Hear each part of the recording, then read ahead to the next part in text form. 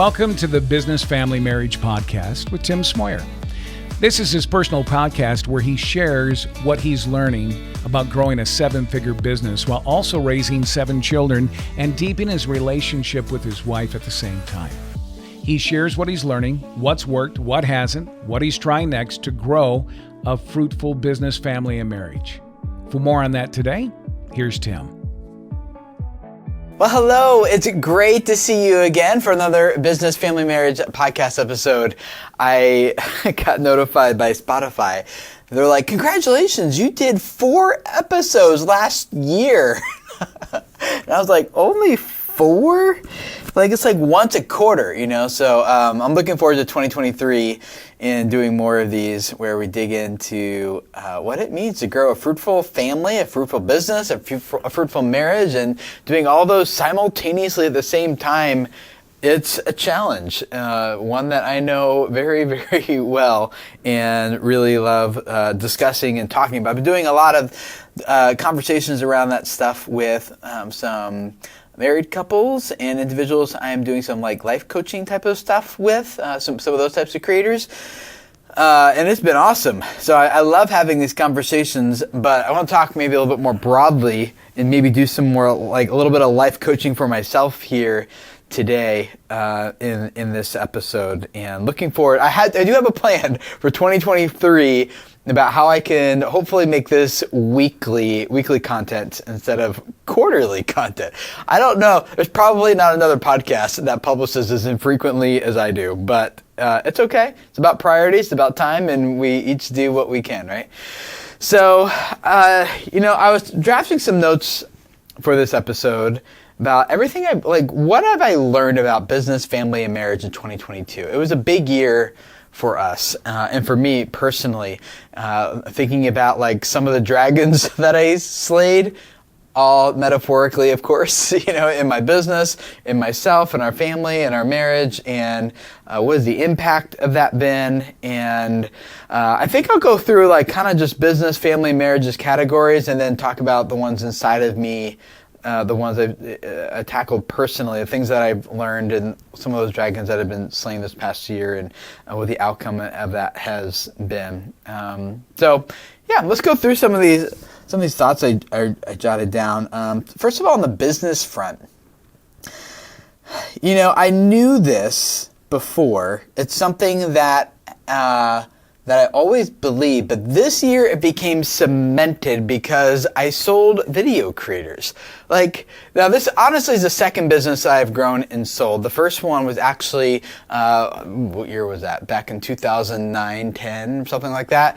I sold a company that licensed a CMS, a content management software system for building websites, and it was primarily to churches and youth groups and ministries, and grew that to about 500, and then figured out that I don't like offering support. I don't want to do that. So, I don't mind doing it, but at that time I didn't have the ability or the knowledge to know how to scale and grow that to be able to also for other people to offer support instead of me. And so I ended up selling that one. Didn't really make hardly any money off of it. It was just kind of like more about can someone else take this? I want this clients to be served well, and I want to get this out of my hair and out of my life.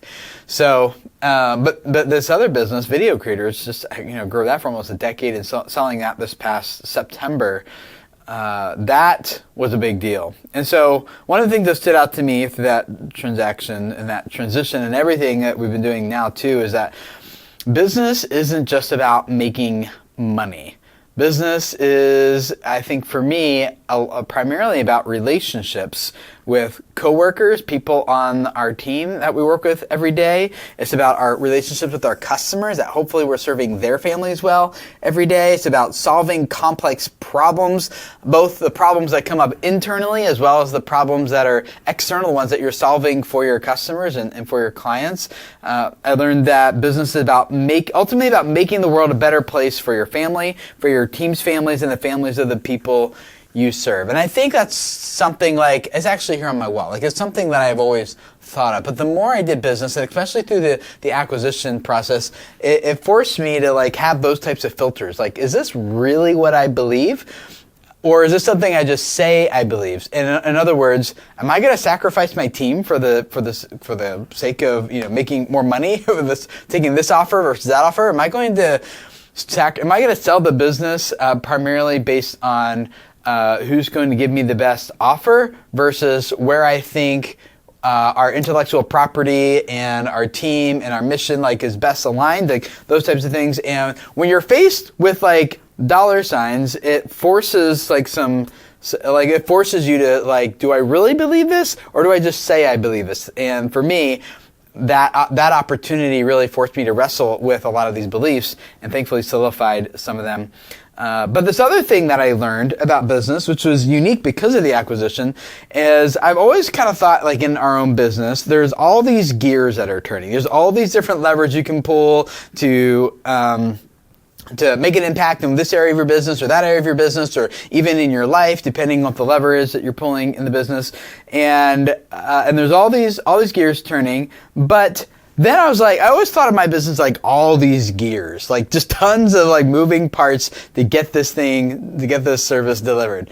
But through the acquisition, my whole business is actually one big gear that could be lifted up and put into this other business's gears that are all moving. And so now it's not just all these little gears in my business, but the whole business becomes a gear inside of another business, another organization. And so the business actually also this whole package that can be sold to another business. And now it's another gear that's operating and making someone else's operation even run smoother and better, and allowing their operations to do bigger things than ever before. And so I think I'm convinced now more than ever that business is probably one of the most worthy endeavors that we can focus our time in. It's one of the most worthy things that's worth taking our time and attention. Family, of course, is. Marriage definitely is. And I'd argue those two come first. But business is a close third, because not only does it allow us to serve our family really well and other people really well, but it's a way that we can serve. It's a way that we can, especially as guys, we have responsibility. It's there's a dragon we can go slay. We can go out, we can kill it, we can drag it home. There's problems we can solve and that we can get engaged into. And there's these big things that if we solve it, there's a big reward for our families and for our communities and things. So when I was in ministry, I didn't really believe that. This has been a journey for me over the past 10 years. When I was a youth pastor full-time at a church, I kind of thought that business was primarily about making money. I thought it was primarily about trying to extract money from people. But now that I've been doing it myself for a while, it feels like the exact opposite. Business is one of the best ways to serve people and it's a win-win-win. Our family wins, the other family we're serving wins, people on our team win, and then the people in our clients' world wins because now they're better, their customers. It's just a really good exchange. So it definitely solidified for me that business is primarily about relationships and not primarily about money. Money is the tool that enables us to continue building relationships together in that way, right? Rather than the goal. And kind of based on that, the second thing I learned is that it's really critical to hire people based on core values and so that they're a good culture fit, not just hey, you have good qualifications here. If there's a misalignment on core values, it just takes they end up just taking the business in directions. In different directions than I thought we were going to go. It creates confusion among the team, and then ultimately it makes the business about the only thing we really maybe do have in common at that point, and that is about making money. And so as my first point is the primary goal here is not just to make money. The primary goal here is to serve people and build relationships. But if we don't have that in common, then we just default to everything's about money. And then we're not really pursuing this well-defined mission. It begins to lose its heart, and other customers notice that. And then the feeling of what it's like to work inside the business starts to change. So it's just really important that when I think about hiring and growing a culture where people that people love, not just like as employees and team members, but even as customers. Like they just love the culture. They love interacting with our business and the people there because they're experiencing part of that culture themselves every time they do. Man, those core values really got to be aligned. And I don't mean just like people agree that the core values are good, which are people, for us, the external ones are people first, mission oriented, and results driven. And then our internal ones are own it, do it right, and change is good. And so we want anyone who experiences, like us, the video creators, for example, to be like, yeah, totally. You guys are people first, mission oriented, and results driven. You own it, you do it right, and you're not afraid of change because in our industry, that happens all the time, right? So, just real important. I'm not going to tell stories there, but it really needs to be important for the culture and the business. On the family front, man, one of the things that I learned about family in 2022 is that a healthy family really starts with a healthy father. Guys, I'll be honest, like I haven't really been that emotionally healthy for most of my life, and I didn't really realize it until about 2 years ago, and I had this physical breakdown, and I think I've told that story here. There's a video about it on the channel too, but if you're not familiar with the story, basically, I woke up in the middle of the night a few years ago, and my stomach it was the most painful feeling ever. It felt like it was clamping down on like this double-edged knife. And I like looked at myself, like literally expecting to see something sticking out of my sides, like something was going to be sticking out of my skin. And so I thought, well, maybe something I ate, and I wasn't that. Woke up my wife, and we're going to go to the emergency room. She called the doctor first, and the doctor, by the time the doctor called back, thankfully the pain had subsided. It was about a half hour later. And it was still hurt, but it wasn't like excruciating. I'm not like this guy. I got pretty high pain tolerance. Like I'm not the guy who goes to the doctor for anything.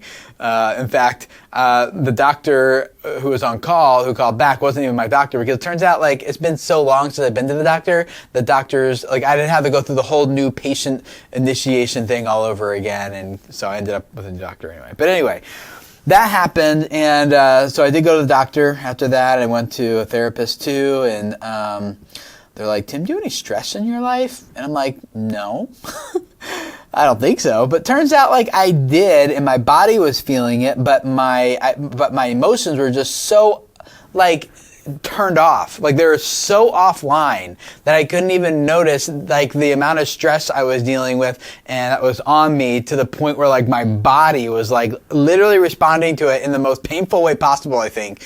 And I was still like, I think we're fine. You know, like I don't know. So since then, I've been doing a lot of work on myself, and I've grown tremendously. Going to therapy, working with a counselor, and trying to get in shape physically again. That's probably a whole nother episode right there, that challenge.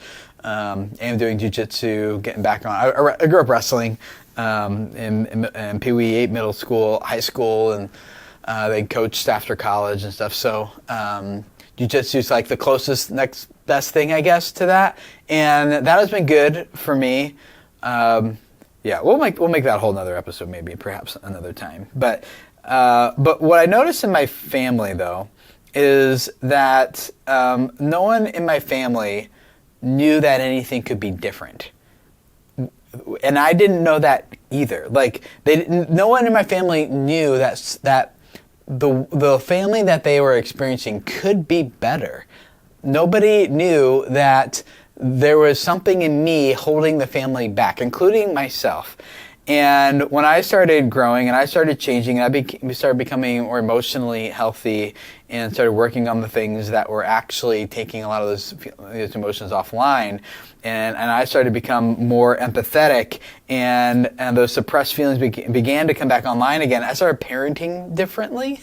I started hearing my wife better, and the communication improved and grew, and and so it's like, guys, if you're a father and you're listening to this, I would just encourage you, like, go seek out therapy. Like, it's awesome. Like, you go into a room and you talk with someone about things you don't even really know how to talk about, and you come out like a better person.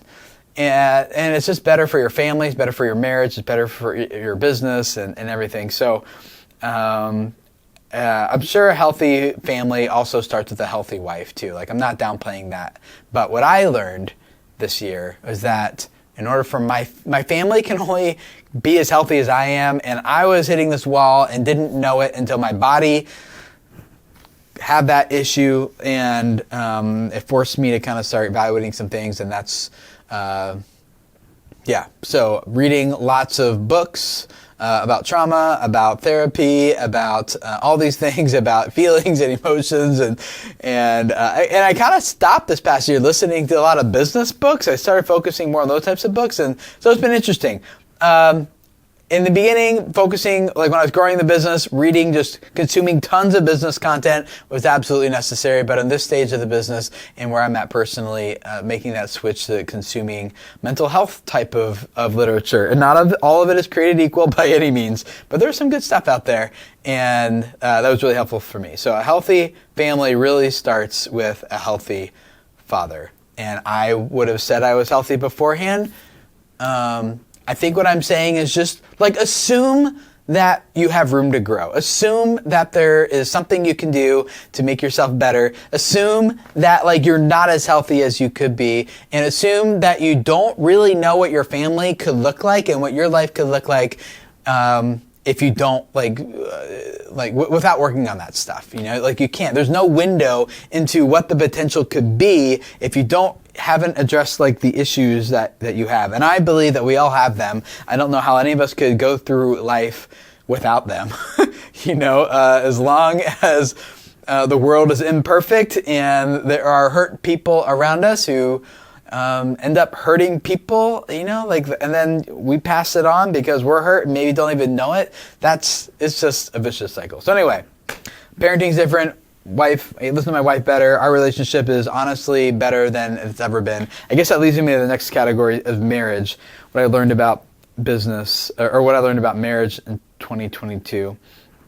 And this kind of came out of a lot of the therapy stuff, was like, I learned that Dana and my wife and I really need to take overnight trips together at least once a quarter.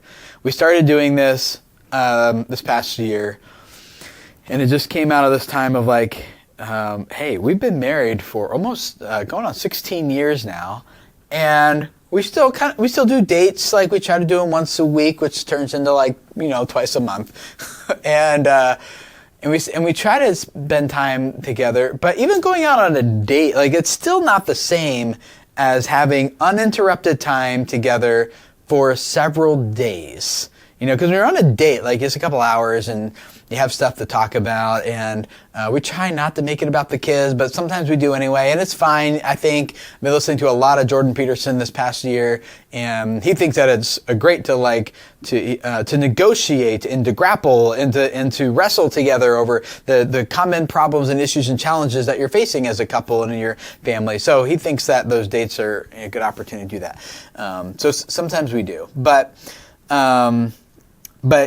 when we get together for several days and just have uninterrupted time together, once you get past those conversations, now you're like, oh, like usually at the end of a date, you go back home and you're back into the real world again.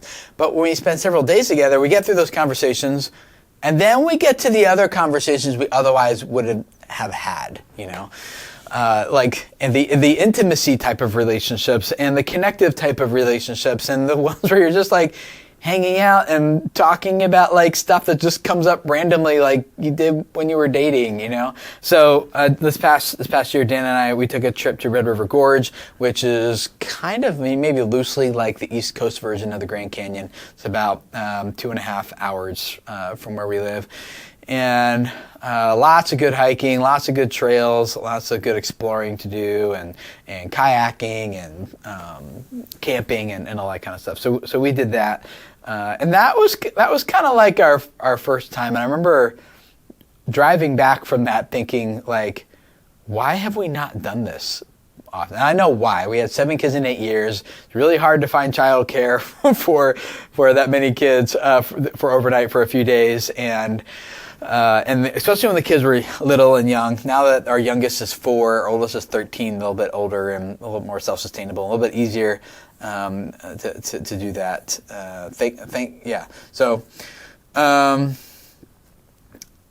we did River Gorge. We reconnected. We had time to bond, to talk, to dream about our family's future, to make memories, and then also set an example for our kids and their marriages one day. Like, hey, I want them to grow up seeing a mom and dad that took time to invest into each other, into their relationship. I don't think it makes the kids feel like, oh, they're forgetting about me. I think it makes them feel more secure. Like, I think all the research that I've been learning about lately is that when a husband and wife spend time investing into their relationship together, that kids see that and it makes them feel more secure.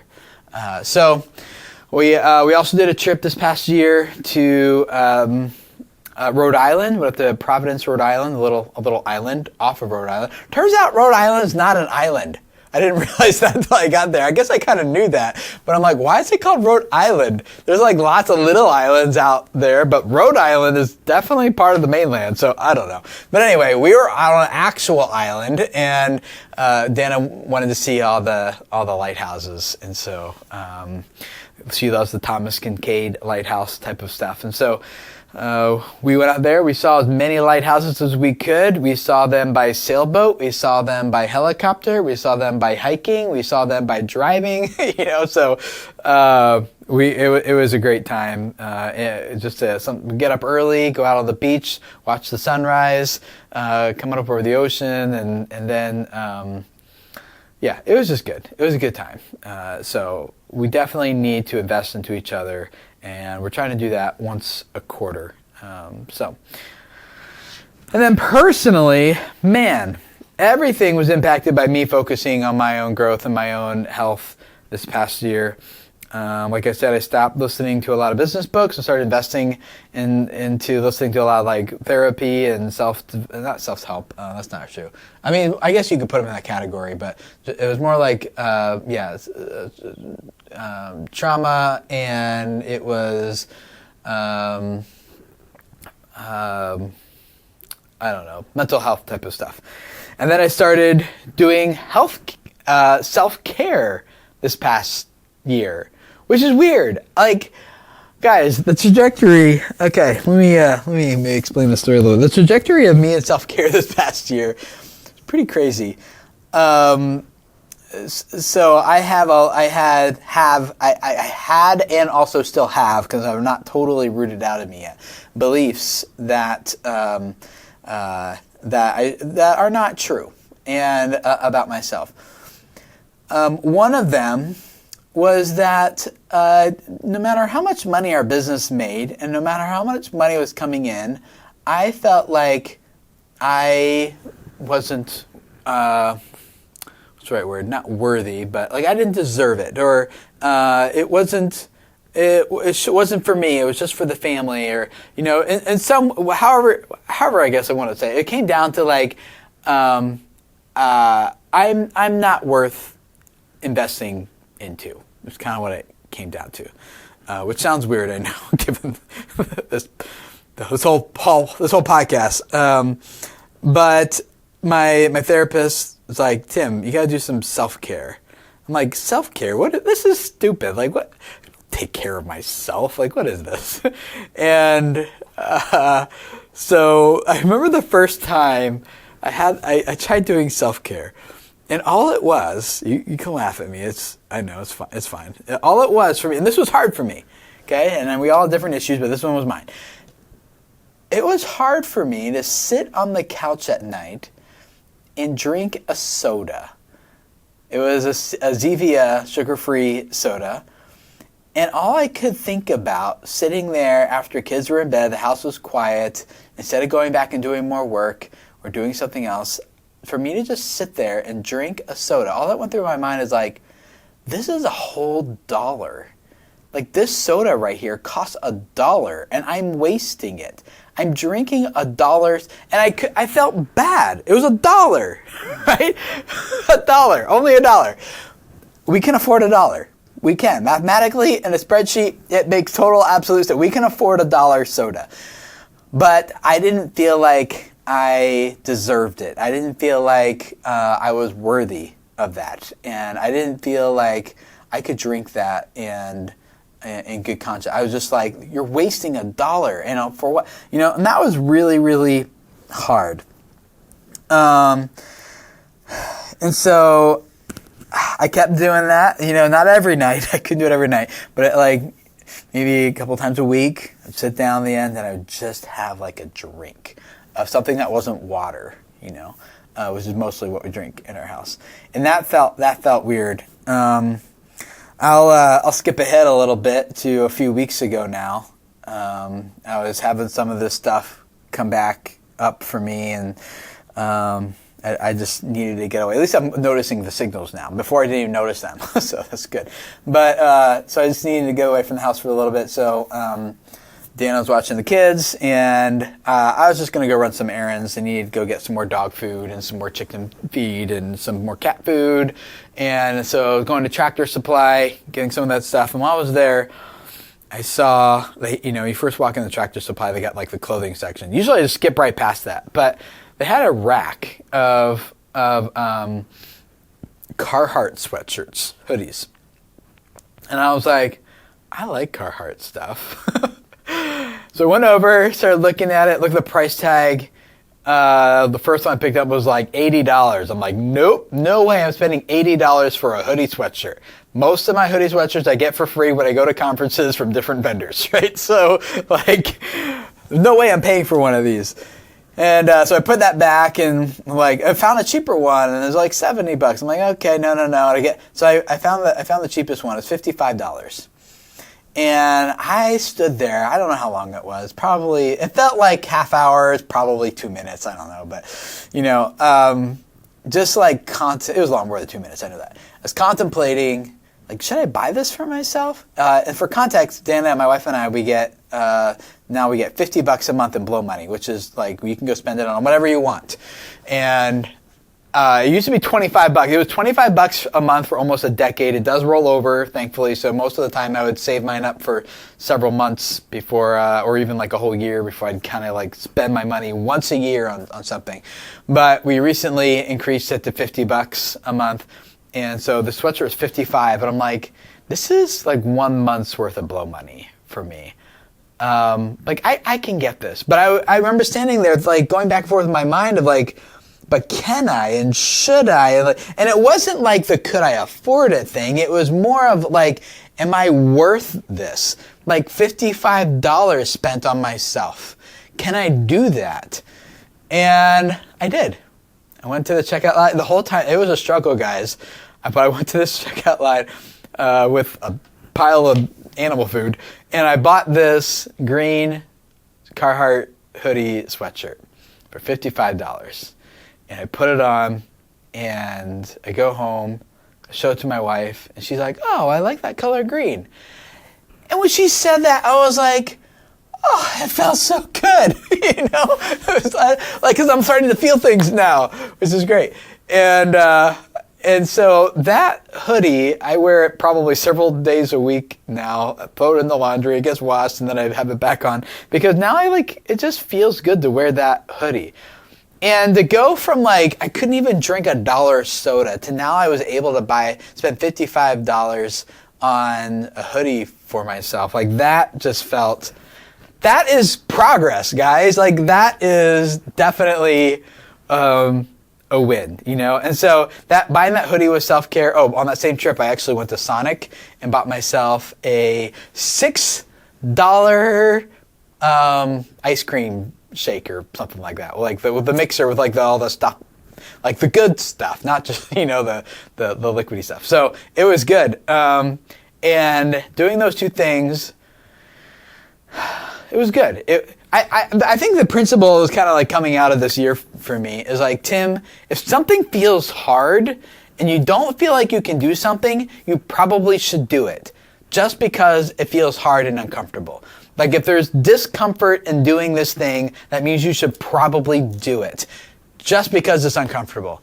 And let whatever is surfaced from that just come out. And handle it, feel it, wrestle with it, process it, like just do that.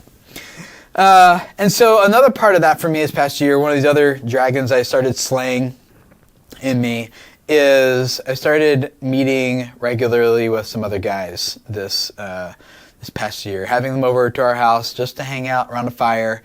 And it was fun because that's another thing like I don't do to like take care of myself, is just invest into relationships outside of work, outside of family, just guys where we just hang out, we talk, we connect. And so I started this thing, I guess you'd call it maybe like a little mastermind. It's not really a mastermind, but each of these guys, we come and we do about twice a week, sit around a fire at my place, and it's just like, what's a win? What's something that we can celebrate with you from the past, since the last time we met? And then what's a challenge that you're facing right now that we can maybe brainstorm with you and see if we can help you come up with some solutions for it. And sometimes they're parenting challenges, sometimes they're marriage challenges, sometimes they're work or business challenges, sometimes they're personal, and those are just fun, just to like sit there. And we don't always follow that format, but it was kind of like a good thing and gave us an excuse to come together, and sitting around the fire is good because guys like, and we all bring our favorite beverage too. So we're sitting around the fire and we don't have to make eye contact. We can just stare at the fire. It's like guys who go to a sports bar, like they all want to connect, but they don't want to look at each other. So they'll all sit at a bar and stare at the screen instead, right? But we're just using a fire, and it works well. It was good just to start to building into those relationships and having those guys over at my house regularly to connect. I also started listening to my own emotional needs and what I need when I need just a break, when I need a timeout, when I just need to have some me time and disconnect for a little bit. Started being with the counselor regularly, helping me through that. And I wanted to be mentored too. And who's been kind of like quote unquote mentoring me in terms of what content I've been consuming a lot of has changed during different seasons of my life. But this past season has been a lot of Jordan Peterson, both on the clinical side of psychology and counseling, and using those tools to live a more fruitful life. I think it's a big theme. I'm putting those words in his mouth, but that's a big theme I pick up from him. But then just also like just how he thinks and the improving myself and using, just all that. But I was considering myself being mentored by Jordan Peterson this past year, and really diving into his content on primarily on YouTube, and listening to his stuff there. Another thing, my wife and I, we've been learning how to have hard yet very honest conversations in healthy, appropriate ways that are actually really good and really fruitful. That's been a good challenge, but one that we've been diving into. And then personally, I started doing this life and business coaching with some hand-selected creators. I decided I'm only going to take 5 of them, and we'll just meet once a month. I can do that. It doesn't take away too much from my from working at vidIQ and building everything we're getting ready to launch there, and my own things here at home and stuff too. And it's been good because as I sit and listen to what someone else is processing, experiencing, whether it be I just need help with my sales funnel on my channel and my business, or it's like, hey, I want to do this with my life and my business. I got the success and I'm making millions of dollars a year through my content, and I would work so hard to get here. Now that I'm here, it's like, now what? What do I do next? What does the future look like?